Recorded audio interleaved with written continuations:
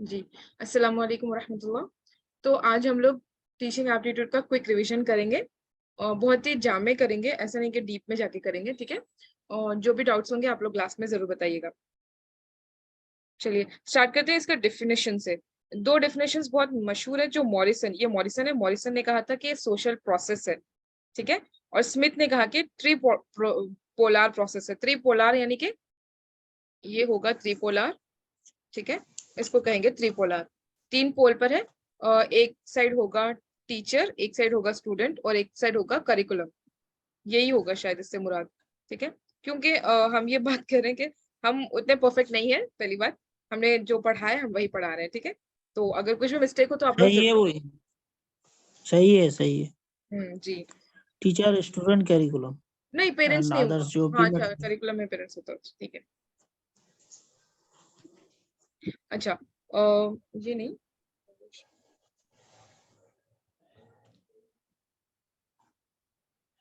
ठीक है। इसके बाद आता है एम्स ऑफ टीचिंग। जी, अच्छा। एम्स ऑफ टीचिंग आता है। टीचिंग किसको कहेंगे? क्रिटिकल थिंकिंग, ठीक है? जो दिमाग से आता है। फिर ट्रेनिंग किसको कहेंगे? वो एक बिहेवियर होता है। ट्रेनिंग यानी कि जैसे समझ ले कंप्यूटर कंप्यूटर की ट्रेनिंग हम लोग लेते हैं तो सिर्फ एक ही स्किल उसमें बताए थे, स्पेसिफिक स्किल होगी। टीचिंग में क्या होता है? ओवरऑल एस्पेक्ट होता है, ओवरऑल उसमें स्किल्स होते हैं। लेकिन ट्रेनिंग में क्या होता है? स्पेसिफिक स्किल्स होते हैं, ठीक है? कोई एक ही चीज के ऊपर वो लोग करते हैं। जैसे आर्मी में होता है, आर्मी में वो लोग एक ही स्किल के ऊपर सबको वो करते हैं ना, ट्रेन करते हैं, है ना? वही होता है। और इंस्ट्रक्शन में क्या होता है? गिव एंड टेक होता है। ये इसके ना कीवर्ड्स हैं, इसी को याद रख लीजिएगा आप लोग। नॉलेज होती है उसके अंदर और वो गिव एंड टेक होता है, ठीक है? और ये फॉर्मल फॉर्मल टाइप में होता है। फिर कंडीशनिंग क्या होता है? कंडीशनिंग का कीवर्ड है स्किल्स, ठीक है? स्टिमुलस रिस्पॉन्स होता है उसमें। मॉडिफिकेशन ऑफ बिहेवियर यानी कि एक स्पेशल कंडीशन में रखकर किसी चीज को क्या करते हैं, जैसे एक झाड़ है, झाड़ को। जी, जी मैंने बोला ये किसी के बिहेवियर को चेंज करते हैं, तब्दील करते हैं। हाँ, जैसे एक प्लांट है तो उसको क्या कहते हैं, धूप में रख के और उसको पानी डालकर कंडीशनिंग करके देखते हैं क्या उसका आउटपुट क्या होता है। ये भी कंडीशनिंग होता है, ठीक है? कुछ क्या कहते हैं, एक माहौल बनाते हैं ना, माहौल बनाना कहते हैं। नहीं फिर इन्वायरमेंट। हाँ, नहीं, एनवायरमेंट। उसमें कंडीशनिंग का मतलब आप शर्त समझ लीजिए। किसी चीज को आप, जैसे कि कोई चीज को आप अगर किसी को अवार्ड देना चाहते हैं तो उसके लिए वो बंदा बहुत ज्यादा मेहनत करता है ना, हार्ड वर्किंग करता है। और अवार्ड लेने के लिए, जैसे जीआरएफ के लिए आप हद दर्जा तक आप मेहनत करते रहते हो ना, तो जी, एक शर्त अगर रखा जाए कि अगर आप इतने नए आपको बैग दिया जाएगा अगर आप 90% मार्क्स लाते हैं। अगर आपके फादर ने ये बोल दिया तो आप अपने हिसाब से उसको, अपने जितने बिहेवियर पहले था उसको मॉडिफिकेशन करते करते आप 90% तक पहुंचाते हो खुद को, तो वो कंडीशन की वजह से आपका बिहेवियर में चेंज आ जाता है। फिर अगर वो कंडीशन नहीं रहती, अगर नहीं हुआ तो आपको ये चीज नहीं मिलती। तो ये सारा कंडीशन जो लगाते हैं ना, उसकी वजह से जो एक स्टूडेंट के अंदर मॉडिफिकेशन आती है, उसके चेंजिंग आता है उसके नॉलेज में, तो उस टाइप को कहते हैं उसको कंडीशन बिहेवियर चेंजिंग। हाँ, अच्छा ठीक है। मॉडिफिकेशन क्या हम इसको बोल सकते हैं कि बच्चा जो एक छोटा है उसकी एक स्टेज रही, फर्स्ट सेकंड थर्ड, और मॉडिफाई होते होते वो हायर स्टडीज तक पहुंचा, ये इसकी कंडीशन हो हाँ, सकती है। वो भी एक शक्ल है। या आप किसी डॉग को आप कोई चीज देते हो तो वो उसकी तरफ खाने के लिए आ जाता है, लेकिन नहीं देते हो तो वो नहीं आता है, वो भी एक कंडीशनिंग की मॉडिफिकेशन है। थ्योरी किसी ने दी है ना? अच्छा, वो एक, वो जो उसके लिए पावले ने शायद दिया है इसकी। हाँ, उसका अलग एक लॉन्ग थ्योरीज भी है उस पर, जो पर्टिकुलरली दिया गया है, पूरे डिटेल्स के साथ है। यानी वो बेल रिंगिंग वाला है ना, वो जी, रिंग होती है तो वो अपने खाने को रेस्पॉन्स वाला। जान लेता है, वो वाली हाँ हाँ, जी। जी पावले। जी यस। गुफ्तगू को मखलूत ना करें, एक ही आदमी बोले। अच्छा ठीक है। तो समझ में आ गया कंडीशनिंग कितना क्या होता है। इफ वाली कंडीशन समझ लीजिए, इफ, ठीक है? चलिए आगे देखते हैं। लर्निंग, लर्निंग क्या होता है? परमानेंट चेंज होता है बिहेवियर में, ठीक है? इंडोक्ट्रिनेशन क्या होता है? और ये बिलीफ यानी कि माइंड वॉश किया जाता है, यानी कि किसी के ऊपर अंधा विश्वास कर लेना, ठीक है? और हम लोग ना डिटेल में इसको पीवाईक्यूज में करेंगे इंशाल्लाह, बस हम दिखा रहे हैं कि क्या क्या चीजें होती हैं। हाँ, ये एक चीज हम यही डिस्कस कर लेते थे। कॉर्पोरेट लर्निंग यानी कि इंडिविजुअल जो अलग अलग किया जाता है, ठीक है, और कोलैबोरेट यानी कि सब मिलकर, ग्रुप ग्रुप लर्निंग जो होती है क्रिकेट, हाँ वो हम लोग पढ़ेंगे कि किसने क्या दिया है, ठीक है। यहाँ पर तीन चीजें हैं, ये तीन चीजें बहुत इंपॉर्टेंट है। एक है डिपेंडेंट वेरिएबल, ठीक है, डिपेंडेंट यहाँ पर यानी कि किसी के ऊपर निर्भर करना, ठीक है, वो स्टूडेंट। और इंडिपेंडेंट वेरिएबल ये है टीचर, यानी कि टीचर इंडिपेंडेंट होता है। और इंटरवेनिंग वेरिएबल लर्निंग एक्सपीरियंस और करिकुलम, ये जो हमने ट्राइपोलर ये जो पढ़ा था यही है, ये होगा डिपेंडेंट वेरिएबल, ठीक है। ये स्टूडेंट जो होगा वो डिपेंडेंट वेरिएबल होगा, और इंडिपेंडेंट वेरिएबल जो होगा वो टीचर होगा। और ये जो करिकुलम होगा ये हमारा इंटरवेनिंग वेरिएबल होगा, यानी कि दोनों को जोड़ने वाली चीज, ठीक है। ये देख लेते हैं इफेक्टिव टीचिंग क्या होती है, मैक्सिम्स ऑफ टीचिंग। टीचिंग किस तरह से किया जाता है, इफेक्टिवली कैसे बनाया जाता है, ठीक है। पहली चीज है कि इसको सिंपल से कॉम्प्लेक्स बनाएंगे, ठीक है। आसान चीज पहले सिखाएंगे, चाहे वो छोटे बच्चे हो, ठीक है। आसान चीज पहले सिखाएंगे, फिर उसको मुश्किल जाएंगे। जैसे हम लोगों ने मैथ्स में किया है, आसान चीजें हम लोगों ने बेसिक सीखी है, फिर आहिस्ता आहिस्ता हम लोग जा रहे हैं डीआई की तरफ। तो ये इफेक्टिव टीचिंग होगी, ठीक है, इफेक्टिव लर्निंग होगी। इसी तरह हम लोग आसान आसान चीजें पहले सीखेंगे, फिर कॉम्प्लेक्स चीजें सीखेंगे, कॉम्प्लेक्स यानी कि हार्ड। और नोन से अननोन, जो मालूम है पहले वो पढ़ेंगे, मतलब पढ़ाएंगे टीचिंग में, और फिर अननोन जो नहीं, वहां से लेकर जाएंगे जहां नहीं मालूम है, ठीक है। सीन टू अनसीन, जो देखा हुआ है जो मालूम है वो, और अनसीन जो नहीं देखा है उसके आगे। From concrete to abstract, concrete और एब्स्ट्रैक्ट इसको टैंजिबल और इंटैंजिबल भी कहते हैं, ठीक है, टैंजिबल और इंटैंजिबल भी कहते हैं। यानी कि टैंजिबल जो देखी जा सकती है चीजें और जो छुई जा सकती है, लेकिन इंटैंजिबल वो चीजें हैं, एब्स्ट्रैक्ट वो चीजें जो देख नहीं सकते और छू नहीं सकते। जैसे हमारे इंटेलिजेंस है, छोटे बच्चों को स्टार्टिंग में अगर हम दिमाग की बात करें, इंटेलिजेंस की बात करें, ये सारी चीजें हम लोग को समझ में नहीं आएगी। अगर हम पहले जो चीजें हैं इजी सामने दिखाई दे रही है उन चीजों के बारे में बात करेंगे, और फिर एब्स्ट्रैक्ट के बारे में बात करेंगे, ठीक है। एक्चुअल से रिप्रेजेंटेटिव, यानी कि बच्चों को दिखाकर, विजुअल करके। जैसे अगर हम कहें कि एक झाड़ होता है, उसके ऊपर पत्ते होते हैं, उसके ऊपर फल होते हैं, अगर हम ऐसे ही कहेंगे तो वो याद नहीं रहेगा। अगर हम बच्चों को दिखाकर कहेंगे कि देखो ये झाड़ है, इसके ऊपर ये पत्ते हैं और इसके ऊपर ये फ्रूट होता है, तो उन लोगों को अच्छे से समझ में आएगा, ठीक है। फिर साइकोलॉजिकल से लॉजिकल, यानी कि पहले ही लॉजिक पर नहीं जाएंगे कि छोटे बच्चों के हिसाब से, उनके दिमाग के हिसाब से, साइकोलॉजी पर जाएंगे, फिर उसके बाद लॉजिकल जाएंगे। जैसे अगर हम मैथ्स जो अभी हम पढ़ रहे हैं वही अगर हम बताना शुरू कर दें उन लोगों को, तो वो नहीं समझ में आएगा, तो छोटी छोटी चीजें पहले बताएंगे। फिर एनालिसिस से सिंथेसिस, एनालिसिस यानी कि पार्ट से हम जाएंगे कंबाइन एज अ होल की तरफ, यानी कि छोटी छोटी चीजें पहले पढ़ेंगे। जैसे हम लोगों ने बेसिक्स पढ़ी, पहले रेशियो पढ़ा, फिर परसेंटेज पढ़ा, उसके बाद हम गए, और क्या था, रेशियो, परसेंटेज, और क्या था, एवरेज। हाँ एवरेज, रेशियो परसेंटेज एवरेज पढ़ा। उसके बाद हम वहां से गए डीआई की तरफ। तो छोटे छोटे पार्ट्स को हम करेंगे पहले, उसके बाद फिर बड़े मतलब एक कंबाइन करके करेंगे। अच्छा, एनालिसिस यानी कि एक पार्ट होता है, उसको ब्रेक करते हैं पार्ट्स में, मतलब एक पूरा होल होता है, उसको पार्ट्स में ब्रेक करते हैं, जैसे हमने यहाँ पर ड्रॉ किया है, ठीक है।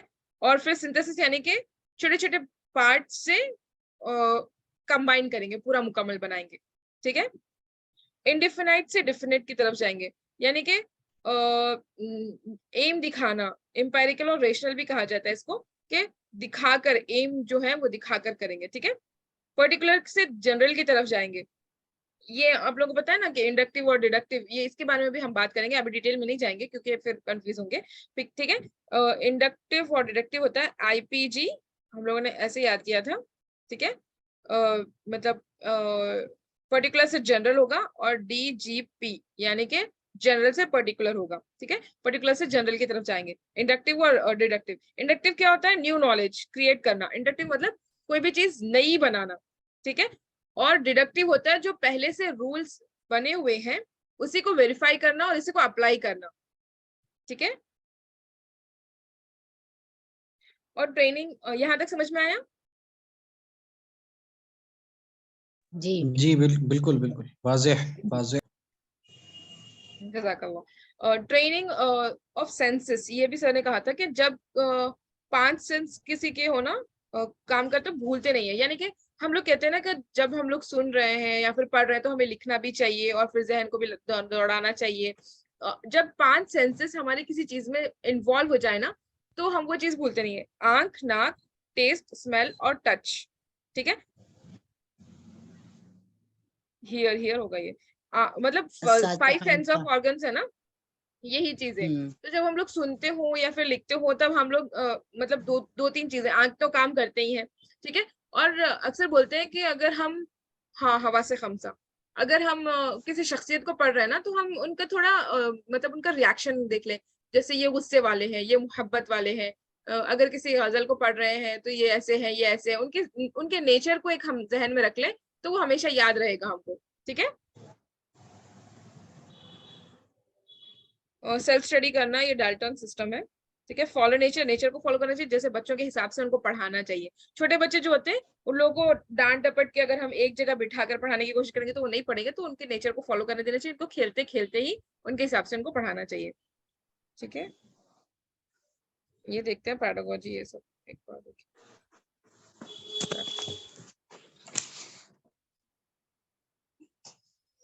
इवैल्यूएशन कल देखेंगे, ठीक है। ये लेवल्स ऑफ टीचिंग आप लोगों को पता होगा, ये बहुत इंपॉर्टेंट है, हर जगह आता है, ठीक है, हर एग्जाम में आता है ये। और शायद हर बैच में भी आता है, मतलब क्या कहते हैं, हर सब्जेक्ट में आता है, ठीक है।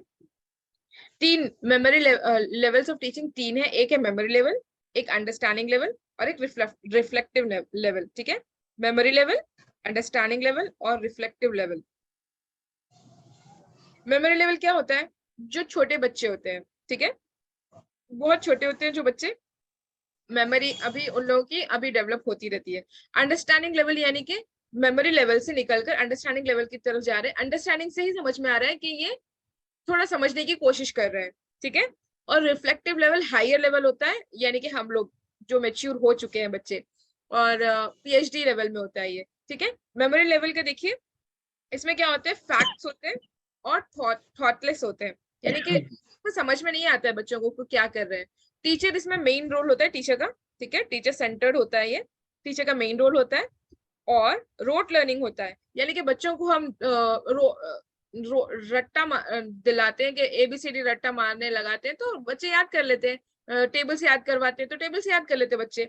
और ड्रिलिंग, ड्रिलिंग यानी कि बार बार बार बार करना, जैसे जब हम दीवार में ड्रिल करते हैं तो उसको बार बार करते हैं, तो इसी तरह ड्रिलिंग मेथड, यानी कि बहुत ज्यादा हम लोग उनके ऊपर फोर्स करते हैं, बार बार बार बार एक ही चीज को बताते जाते हैं, ताकि वो लोग आगे जाके उसको याद कर ले, ठीक है, उनको याद हो जाए अपने आप।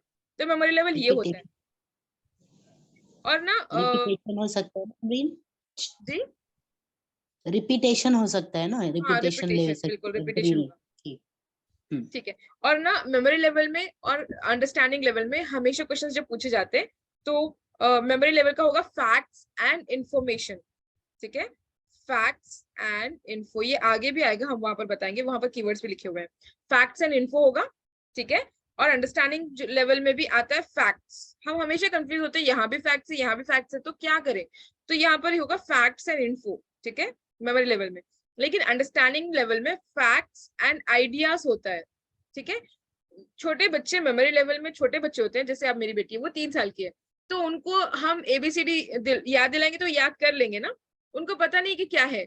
अब उनके पास नए आइडियाज तो आएंगे नहीं, लेकिन अंडरस्टैंडिंग लेवल में जब वो थोड़े बड़े होंगे, 3rd 4th क्लास में जाएंगे, तो उनके तरह उनको उनके आइडियाज आएंगे, ठीक है। ये थॉटफुल होगा, फिर ये थॉटलेस से बन जाएगा थॉटफुल, ठीक है, थॉटफुल बन जाएगा। और रिलेशनशिप पता चलेगी एक दूसरे के दरमियान में, ये मतलब ये हमारे रिलेशंस नहीं, बल्कि एक चीज अगर ये हो रही है चीज, तो क्यों हो रही है, 2 1 2 हो रहा है, तो 2 2 2 2 2 4 क्यों हो रहा है, कैसे हो रहा है, ये सारी चीजें, ठीक है। और जैसे एग्जाम्पल है इसकी, कंपैरिजन 2 वे, आगे आएगा ये, ठीक है। और फिर रिफ्लेक्टिव लेवल ये हो जाएगा हमारे लेवल का हो जाएगा, जैसे रिसर्च होता है, तो ये हाईली थॉटफुल होगा, ठीक है। ओवरऑल डेवलपमेंट होती है हमारे अंदर, क्रिटिकल थिंकिंग होती है इसमें, ठीक है, प्रॉब्लम सॉल्विंग होगा और स्टूडेंट ओरिएंटेड। 3 चीजें हैं यहाँ पर, पहला है मेमोरी लेवल, अंडरस्टैंडिंग लेवल और रिफ्लेक्टिव लेवल, ठीक है। पहला मेमोरी लेवल में टीचर का सबसे बड़ा रोल होता है, टीचर जो पढ़ाएंगे बच्चे वही पढ़ेंगे, है ना, स्कूल जाएंगे तो बच्चे वही पढ़ेंगे जो टीचर पढ़ाएंगे। और अंडरस्टैंडिंग लेवल में दोनों का रोल बहुत बड़ा होता है, टीचर सेंटर्ड और स्टूडेंट सेंटर्ड, दो भी होगा वो, ठीक है। और लेकिन रिफ्लेक्टिव लेवल में स्टूडेंट ओरिएंटेड होगा, स्टूडेंट सेंटर्ड होगा, वो स्टूडेंट ही इसमें सबसे मेन रोल प्ले करेगा। ठीक है, यहाँ तक समझ में आया? आगे हम इसको और इसके मेरिट्स क्या है, इसके एडवांटेजेस क्या है और इसके कुछ एस्पेक्ट्स है, वो सारी चीजें बताते हैं आपको। ये एक शीट हो जाए थोड़ा सा बताते हैं। हाँ, इसी को ना मेमोरी लेवल को जी अंडरस्टैंडिंग यही लेवल बोलना था कि अंडरस्टैंडिंग लेवल में न स्टूडेंट सेंटर्ड होता है न टीचर सेंटर्ड, अलबत्ता वहाँ पे जो सब्जेक्ट होता है उस पे ज्यादा जोर दिया जाता है, इसलिए सब्जेक्ट सेंटर्ड उसको बोलते हैं। अच्छा, सब्जेक्ट सेंटर्ड बोलेंगे, ठीक है। जो टेक्स्ट होता है उस पे ज्यादा जोर दिया जाता है। हाँ जी। अच्छा ठीक है, हमने शायद इसीलिए लिखा नहीं है, हमको क्लियर नहीं था ये बात। जज़ाकल्लाह। सब्जेक्ट सेंटर्ड, ठीक है। हाँ, मेमोरी लेवल को ना पैडागोजी भी कहेंगे। ठीक है, यहाँ हमने लिखा हुआ है, देखिए ये पैडागोजी, ये तीन है, एक है मेमोरी लेवल, अंडरस्टैंडिंग लेवल और रिफ्लेक्टिव लेवल। ठीक है, दूसरा है पैडागोजी, एंड्रोगोजी और ह्यूटोगोजी, और तीसरा है अथॉरिटेरियन, डेमोक्रेटिक और लेजी स्फीयर। ठीक है, हमने इसको ऐसे याद किया है कि MAP मैप होगा मेमोरी लेवल, ठीक है, फिर A से अथॉरिटेरियन और P से पैडागोजी। ठीक है, सेम एक ही के नाम है, 3 व्यू पॉइंट्स ऑफ टीचिंग। और डी का क्या है? डी से याद रखिए दुआ। ठीक है, यहाँ पर होगा डेमोक्रेटिक, ठीक है, अंडरस्टैंडिंग लेवल और एंड्रोगोजी।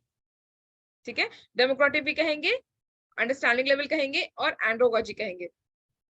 और RLH या फिर RHL जो भी हो, रिफ्लेक्टिव लेवल होगा, ह्यूडोगोजी होगा और लेजी स्फीयर होगा। ठीक है, इसको याद रखिए आप लोग। ये जो है ना, स्टूडेंट का 90% होता है और टीचर का 10% होता है इसमें, रिफ्लेक्टिव लेवल में PhD में जो होता है। स्टूडेंट का बहुत कम, स्टूडेंट का ही सारा रोल होगा, टीचर बस गाइड करेंगे कि कैसे क्या करना है। यही चीजें ना आगे है, बताते हैं। यहाँ देखिए, यहाँ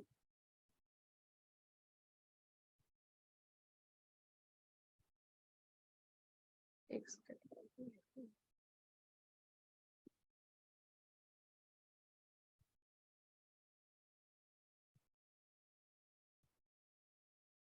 यहाँ देखिए मेथड्स लिखे हुए हैं, वो बाद में करेंगे, ये पहले कर लेते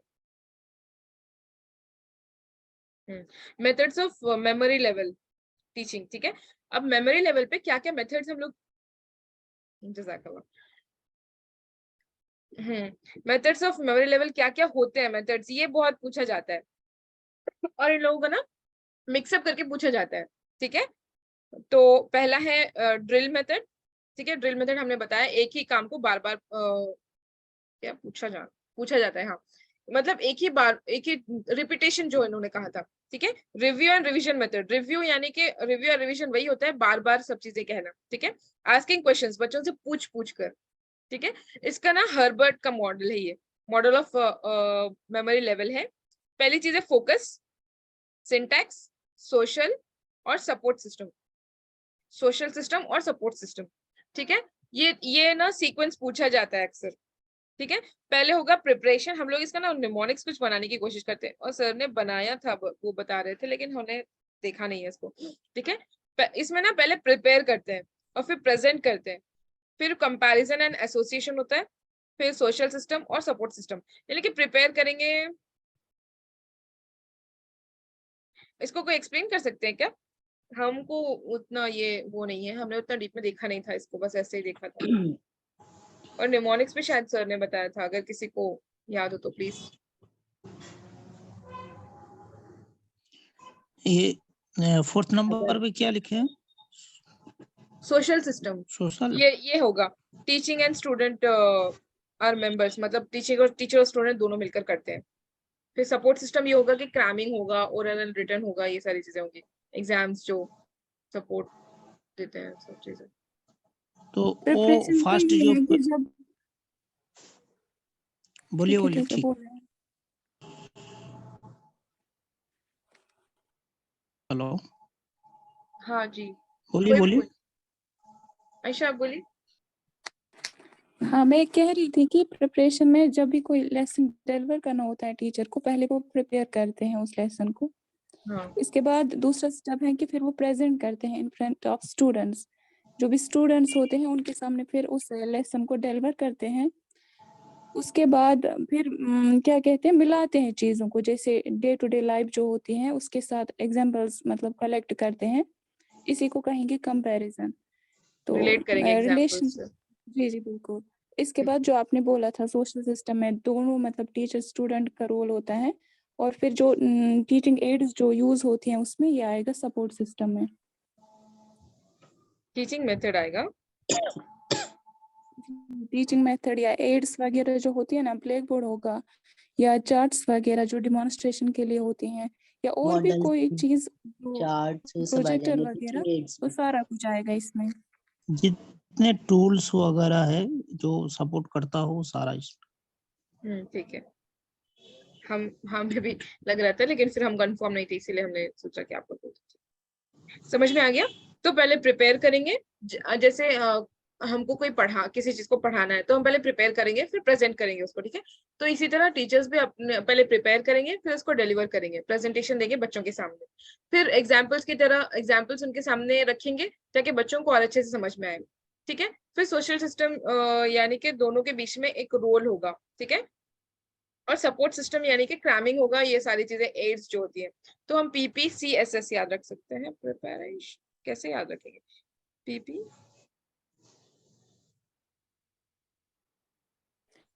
ऐसे कर सकते हैं, P²C S², ऐसा हो सकता है। जी P⁻², C⁻S⁻², P²C S²।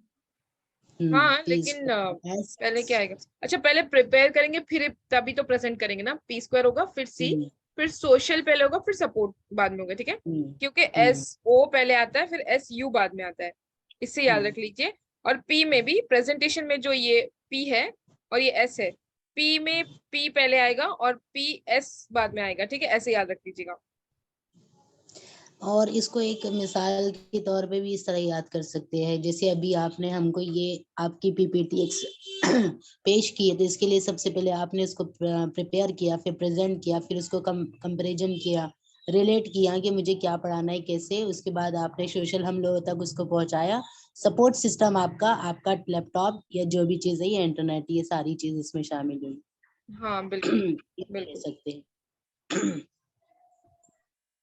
ठीक है। यहाँ तक समझ में आया सबको?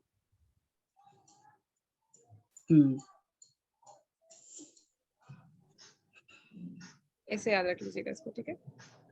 Next, understanding level. इसके मेरिट्स और डिमेरिट्स तो बहुत इजी है, तो हमने इसमें लिखा नहीं था, बहुत इजी लगे हमको। और रिफ्लेक्टिव लेवल के शायद मेथड्स जो है वो थोड़ा सा था, तो हमने उसको लिखा है बस। चलिए, और अंडरस्टैंडिंग लेवल को दिया था मॉरिसन ने, है ना। और अंडरस्टैंडिंग लेवल में क्या होता है? रिलेशनशिप होता है, एक दूसरे से मतलब रिलेट करके बच्चे समझते हैं। और एग्जाम्पल्स होते हैं, कॉन्सेप्ट्स होते हैं, उसमें फोकस होता है, बच्चे कॉन्सेप्ट्स के ऊपर फोकस करते हैं, इसमें क्रैमिंग नहीं होता है, ठीक है। थोड़ा बहुत होता है लेकिन हर चीज को वो क्रैम नहीं कर पाते। अब ये अलग बात है कि हमारे स्कूल्स का माहौल ऐसा ही है कि बस क्रैमिंग ही होता है, लेकिन अभी जो चल रहा है वो थोड़ा सा इधर से उस साइड चल रहा है कि क्रैमिंग से वो लोग थोड़ा जनरल की तरफ लाने की कोशिश कर रहे हैं, है ना। अभी फोकस क्या होगा? मास्टरी ऑफ सब्जेक्ट होगा, ठीक है। और सिंटैक्स एक्सप्लोरेशन होगा। हाँ, ये फोकस तो ये होगा मास्टरी ऑफ सब्जेक्ट, यानी कि सब्जेक्ट के ऊपर पूरा फोकस होता है। और फिर उसके बाद देखा जाए तो ये है मेन जो हमको याद करना है, ठीक है। पहले एक्सप्लोर करेंगे, ठीक है। उसके बाद प्रेजेंट करेंगे, फिर असाइमिलेशन होगा, फिर ऑर्गेनाइजेशन और फिर रिसिटेशन, EPAOR, ठीक है। एक्सप्लोर यानी कि testing previous knowledge knowledge. Gain करना इधर उधर से। हाँ हाँ बिल्कुल। फिर प्रेजेंट करेंगे, फिर मतलब ये पहले क्या पढ़ा हुआ है वो देखेंगे, ठीक है। उसके बाद प्रेजेंट करेंगे जो कंटेंट है वो। फिर असाइमिलेशन यानी कि लाइव एंड असाइमिलेशन क्या होगा?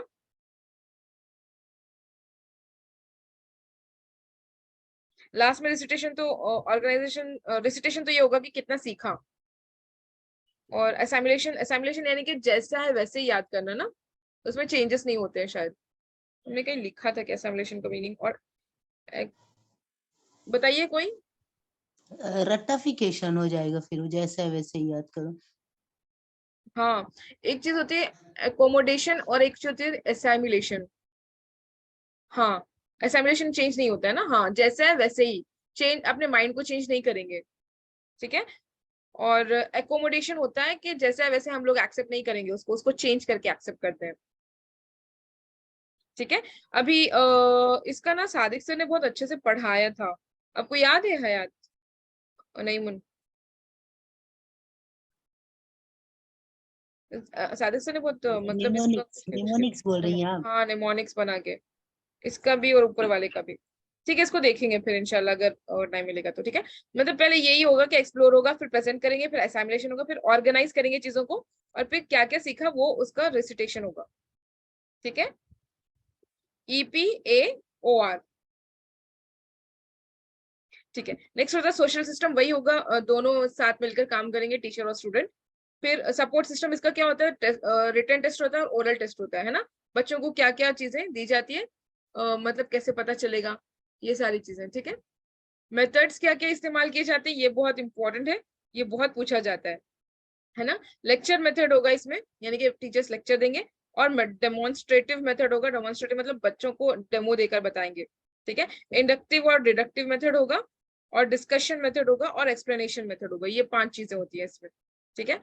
और इसके मेरिट्स क्या है, इसके मेरिट्स ये है कि रिटफिकेशन नहीं होगा, ठीक है, प्रीवियस नॉलेज होगी, थिंकिंग एबिलिटी बढ़ेगी, और हमने यहाँ लिखा है देखिए फैक्ट्स एंड इन्फॉर्मेशन, ये बहुत इंपॉर्टेंट पॉइंट है यहाँ पर, फैक्ट्स एंड इन्फॉर्मेशन इसका कीवर्ड है, और इसका कीवर्ड है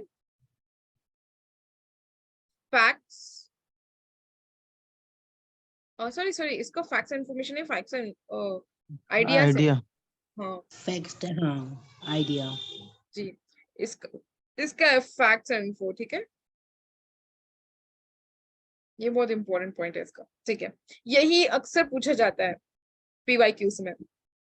चलिए अभी रिफ्लेक्टिव लेवल देखते हैं, रिफ्लेक्टिव लेवल ऑफ टीचिंग, ये इंट्रोस्पेक्टिव लेवल होगा, ठीक है, यानी कि डीपली थिंकिंग, हंट ने दिया था इसको, हंट ने, ठीक है। हाईएस्ट लेवल क्या होता है, PhD होता है, और इसके अंदर ना मेमोरी लेवल और अंडरस्टैंडिंग लेवल दोनों आ जाएंगे।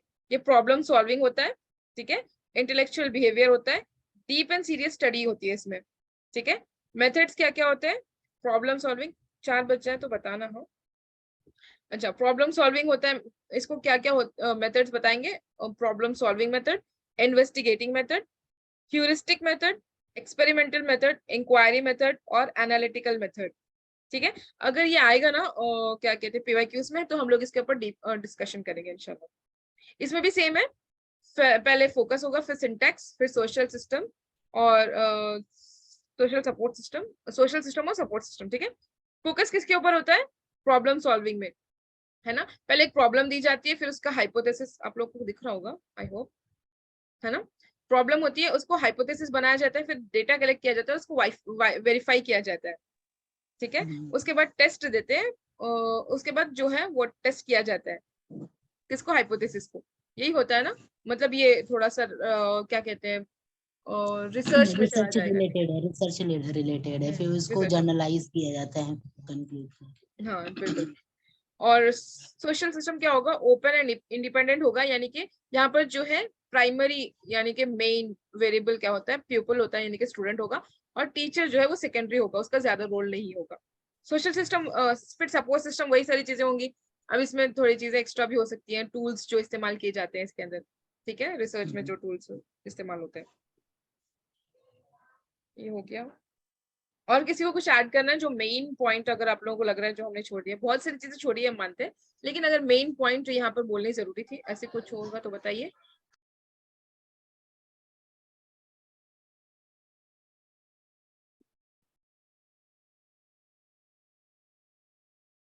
ये एक चीज थी, फिगर ग्राउंड, शायद ये ज्यादा पूछा नहीं जाता है, लेकिन बता देते।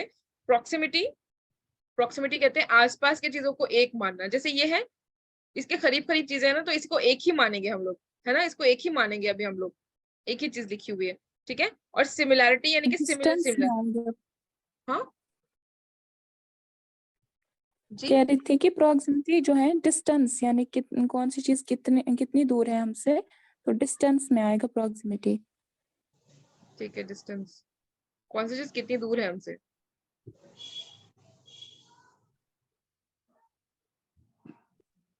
हमने ये सारी चीजें ना मतलब ज्यादा डीप में पढ़ी नहीं है, बस सर जब रिवीजन करवा रहे थे, हमने कहा था ना प्लस पर सर की रिवीजन क्लासेस है, तो वहां से हमने बस ऐसे ही नोट्स बना लिए थे, तो डीप में हमने नहीं पढ़ा है। डिस्टेंस मीन्स हाँ क्या करेंगे। चीज, कुछ है एग्जाम्पल दे सकती हैं आप? डिस्टेंस कितनी दूर पर, यानी किस चीज को बोल रहे हैं? मतलब मत- यानी कि क्वेश्चन में हाँ बताइए। कम्युनिकेशन का भी एक पार्ट है ना, कि उसमें ये जो हाँ आती है डिस्टेंस की वजह से उसका बैरियर आता है। जी हाँ, जी, स्पेस वो मतलब वहाँ कौन भी सी ये चीज वर्ड को इस्तेमाल होता है। अल जुज़ु लज़ी ला यतजज़्ज़ा। ठीक है, सिमिलैरिटी यानी कि दो सेम सेम चीजें, ये जो शेप्स है ना सेम सेम दिखाई दे रही है ना, तो ये इसको एक मान लेंगे, ठीक है। और कंटिन्यूएंस यानी कि ये एक से दूसरे की तरफ जाएंगे ऐसे, जैसे ये जा रहा है, ठीक है। बस ऐसे ही याद रख लीजिए, ये उतना कुछ इंपॉर्टेंट है नहीं, ठीक है। क्लोजर यानी कि ये इसके अंदर स्पेस है, ये पूरा बना हुआ नहीं है, लेकिन फिर भी इसको इनकम्प्लीट होने के बावजूद भी ये मुकम्मल लगेगा, ठीक है। फिगर्स एंड ग्राउंड्स यानी कि बैकग्राउंड बहुत इंपॉर्टेंट रोल प्ले होता है ना, ठीक है। यहाँ पर बैकग्राउंड के ऊपर फोकस होता है, ठीक है। ये एक चीज थी, ट्रायल एंड एरर अगर आएगा तो वो छोटे बच्चों से होगा, रिलेट करेगा। और इनसाइट जो आता है, इनसाइट लर्निंग, ये बड़े यानी कि रिफ्लेक्टिव लेवल पर होगा, ठीक है। ट्रायल एंड एरर यानी कि किसी के ऊपर ट्रायल क्या कहेंगे, आजमाना क्या कहते हैं ट्रायल को। हाँ इनसाइट तो पायलट स्टडी इस तरह होता है ना, चेकिंग के लिए, हाँ कोई चेकिंग के लिए, ओरिजिनल काम टेस्ट हो करने जाएगा, से पहले इम्तिहान। टेस्टिंग। हाँ ट्राई, ट्राई। ठीक है। हमको ना टीच करने का मतलब वो नहीं है, बस ऐसे ही थोड़ा बहुत। हाँ एक चीज होती है active face, pre active face, ये तीन चीजें थी। हम थोड़ा रैंडमली पढ़ा रहे हैं जो भी हमको मिल रहा है, ठीक है। प्री एक्टिव फेस होता है और इंटरएक्टिव फेस होता है, पोस्ट एक्टिव फेस होता है। किसमें था चीजें बताते हैं आप लोग, ठीक है। प्री एक्टिव फेस होगा बिफोर टीचिंग, यानी कि टीचिंग से पहले टीचर क्या क्या प्रिपेयर करता है, आइडियाज प्रिपेयर करता है, अपने नोट्स प्रिपेयर कर लेगा और बोर्ड को प्रिपेयर कर लेगा, जो भी चीजें होंगी ना पहले। प्री यानी कि पहले होता है ना, तो ये टीचिंग लर्निंग में आ जाए, ये टीचिंग मेथड में आ जाएगा ना, वो ये टीचिंग ही का है। प्रिपेरेशन उसमें आएगा ये। हाँ हाँ, जहां भी टीचिंग होगा, ही का है। ठीक है। तो टीचिंग में इंटरएक्टिव जैक्सन ने दिया था ना ये डेवलपमेंट, जी जैक्सन। किसने दिया था? क्या आप ना चैट ये बॉक्स में, जैक्सन, जैक्सन ने? जैक्सन नामे एक शख्स ने इसको दिया था, ये थ्री फेज की टीचिंग से पहले और बाद में क्या होगा, इन तीनों मिला के हम टीचिंग कहेंगे इसको, ये दिया था। ठीक है। इंटरएक्टिव यानी कि जैसे ही हम क्लास में इंटर हो गए वहां से, वाइल टीचिंग क्लास में क्या क्या होता है, बच्चों से क्वेश्चन आंसर पूछेंगे, ब्रेनस्टॉर्मिंग होगा और डिस्कशन होगा, लेक्चर होगा और बोर्ड पर लिखा जाएगा, ये सारी चीजें होंगी, ठीक है। जो जो भी क्लास में होता है वो सारी चीजें, ठीक है। फिर पोस्ट क्या होगा, पोस्ट यानी कि बाद में, आफ्टर। इवैल्यूएशन कैसे होगा, इवैल्यूएशन होगा, एग्जाम्स होंगे, ठीक है। और डायग्नोसिस होगा, ये सारी चीजें यही है ना। हाँ यही है, लेकिन उसमें जो है ना वो बीच में यानी इंटरेक्टिव फेज में हम्म उसको हम इम्प्लीमेंटेशन भी कह सकते हैं, और उसमें तीन चार स्टेप्स होता है। एक स्टिमुलस होता है, यानी आप उसमें सबसे पहले स्टूडेंट्स को आप उत्तेजित करेंगे, कि उत्साहित करेंगे उससे पढ़ने के लिए। फिर आप अपने जो प्रिपेयर करके लाए हैं उसको प्रेजेंटेशन में आप देंगे उसको। फिर उस पर री इन्फोर्समेंट करेंगे, और फिर उसके बाद आता है डेवलपमेंट स्ट्रेटेजी, जो आपने पढ़ा है उसको कैसे डेवलपमेंट किया जाए। फिर लास्ट में आपका 3 नंबर फेज आता है, पोस्ट एक्टिव फेज, ठीक है। जिसमें एवेल्युएशन वगैरह होता है।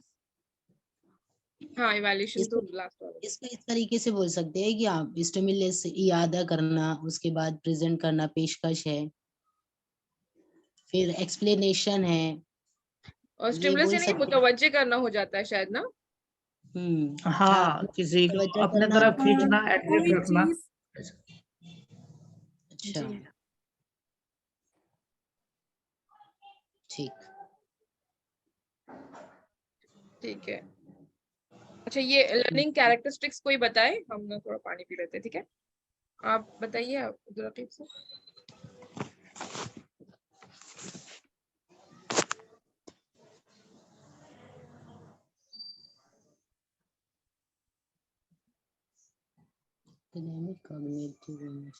अब्दुल रकीब साहब, आप लर्निंग हाँ कैरेक्टरिस्टिक्स। हेलो, हाँ। टीचिंग का। लर्नर्स अच्छा, कैरेक्टरिस्टिक्स या फिर टीचिंग कैरेक्टरिस्टिक्स, जो भी। टीचिंग के जो कैरेक्टरिस्टिक्स है वो थोड़ा अलग है और लर्नर का तो। अच्छा, टीचिंग का जो है जैसे कि to provide guidance and training. Teaching की जो कैरेक्टरिस्टिक होती है कि आपको सबसे पहले ये प्रूव करना रहेगा कि आप किस तरह गाइड करते हैं और कितना ट्रेनिंग उसके स्किल पे ध्यान दे सकते हैं।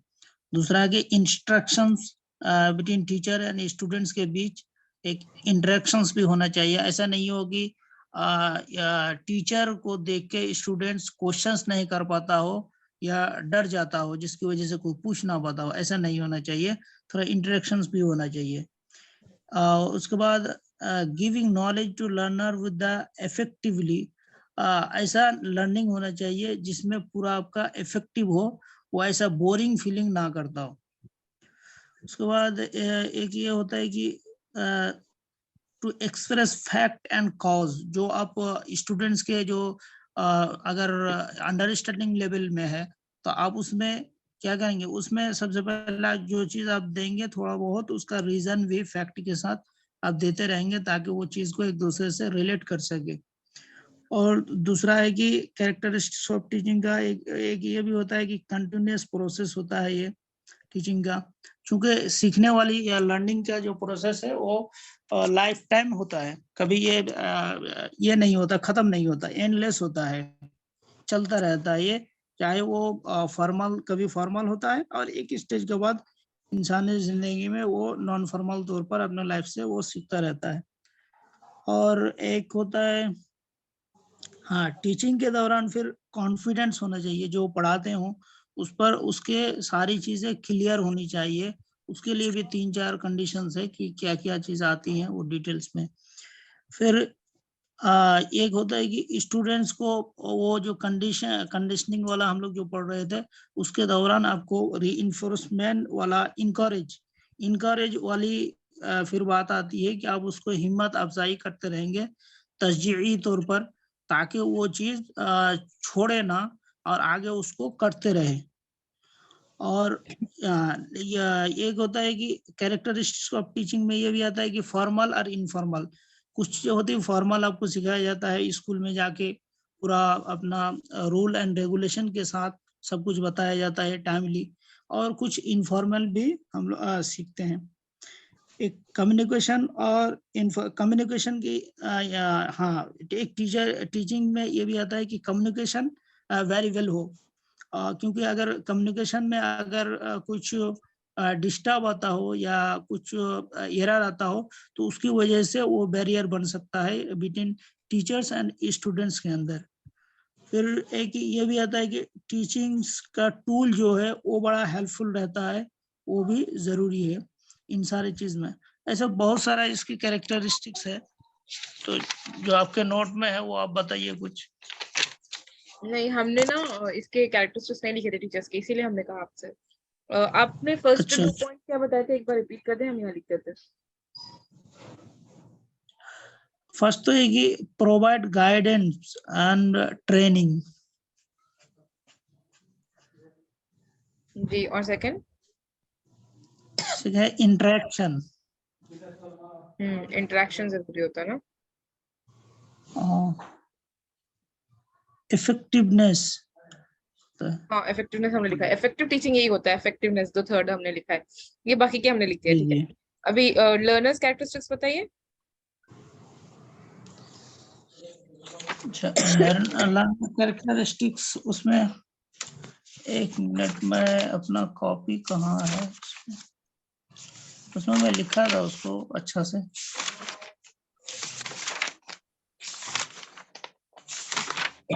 हाँ, लर्नर कैरेक्टरिस्टिक ना एक, हाँ है, मैं लिखा हूँ यहाँ 6-7 है। उसमें लर्नर कैरेक्टरिस्टिक्स में सबसे होता है रेडीनेस हो, प्रिपेयर्डनेस हो हर चीज के लिए, मोटिवेटेड रहे, इंटरेस्ट रहे पढ़ने में, एंड और क्यूरियोसिटी रहे उसके अंदर, क्वेश्चंस करने में, जो चीज समझ ना आ रही हो उसको समझने की कोशिश करे। The exercise practice is a very important for any learners and students. Practice what is learned, जो वो सिखाया जा रहा हो जो उसको वो क्या करे, प्रैक्टिस करता रहे। जैसे मैथ में होता है कि हम लोग पढ़ते हैं भूल जाते हैं, प्रैक्टिस की वजह से। फिर इफेक्टिव के यहाँ इफेक्टिव का मतलब होता है एक्टिविटीज में इन्वॉल्व हो, एसोसिएट रहे वो विद प्लेजर, खुशी के साथ। ऐसा नहीं कि कोई दबाव से वो पढ़ रहा हो, वो खुद ब खुद उस चीज को कर रहा हो, सेल्फ इफेक्टिव हो, एक्टिविटीज रहे हर वक्त। दूसरा है कि preferred over those that lead to pain और पनिशमेंट, यानी वो अगर अवार्ड और पनिशमेंट वाला जो सिस्टम है कि अगर वो उस चीज को एक्सेप्ट करने की उसके अंदर एबिलिटीज रहे, कि अगर वो उस चीज को कर रहा है तो उसकी आप स्टूडेंट टीचर क्या करेगा, टीचर उसकी प्रेज करेगा, तारीफ करेगा, और जब उसकी तारीफ करेगा तो वो बंदा मोटिवेटेड होता रहेगा।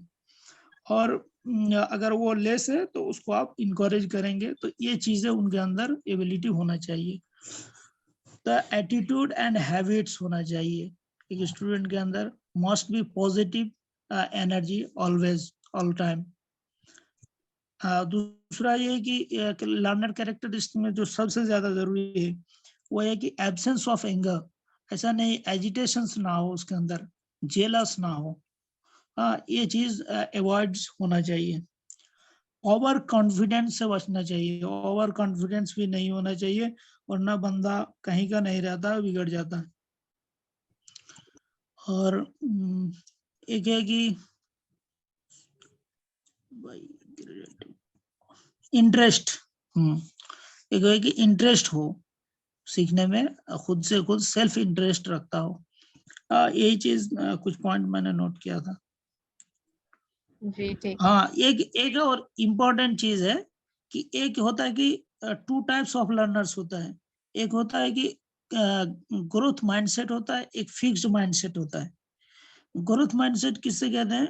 ये ग्रोथ माइंडसेट जैसे होता है कि अगर वो फेल हो गया बंदा, तो उसको फेलियर नहीं मानता है, वो एक अपॉर्चुनिटी करता है कि इसमें नहीं हुआ तो कहीं और हो जाएगा, वो फिर हार्ड वर्किंग करता रहता है, वो ग्रोथ माइंडसेट वाला होता है।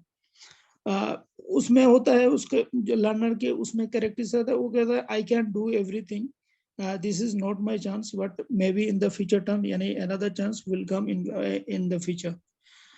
लाइक टू ट्राई, वो कोशिश करता रहता है, making efforts in his life and inspire others. Any students are success in front of him, that time he inspires from that students and he will continue. वो inspires होता है दूसरे से और आगे वो करता जाता है। दूसरा है कि he can accept the challenge। Growth mindset की सबसे जो ये गुणवत्ता होती है वो कि अगर चैलेंज को एक्सेप्ट कर सके और उसके सामने कोई डिफिकल्टीज आ रहा हो तो उसको वो एक्सेप्ट कर सके, तो ये होती है उसके अंदर फीचर्स। और एक लर्नर होता है फिक्स्ड माइंडसेट, वो एवरी टाइम क्या करता है, फेल होने से डरता है, वो नहीं होना चाहिए।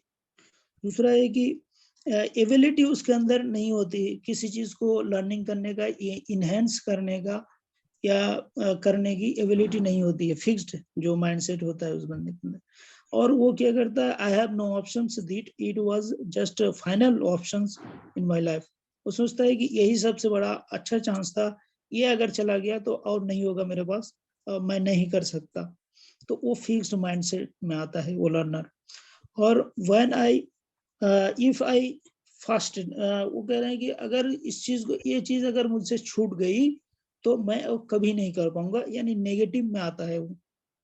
तो ये कुछ फीचर्स था लर्नर कैरेक्टरिस्टिक्स।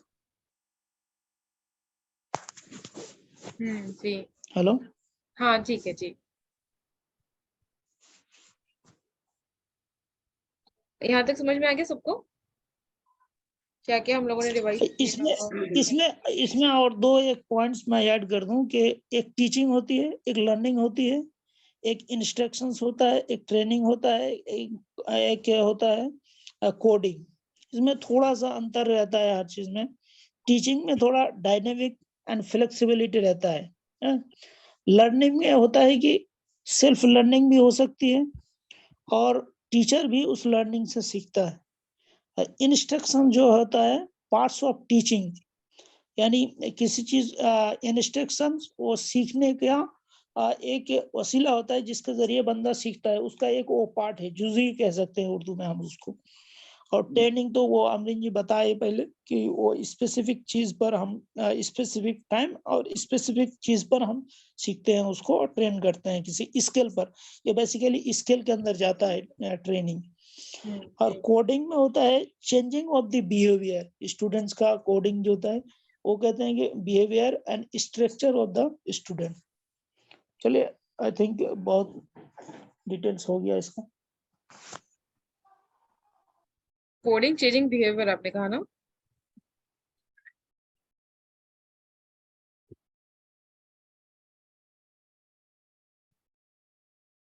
ठीक है, आज के लिए इतने रखते हैं और करेंगे। आज के लिए इतना ही रखिए। हाँ, अभी सिर्फ थ्योरी देख रहे हैं ना आप लोग? हाँ बिल्कुल। क्वेश्चंस करना चाहिए।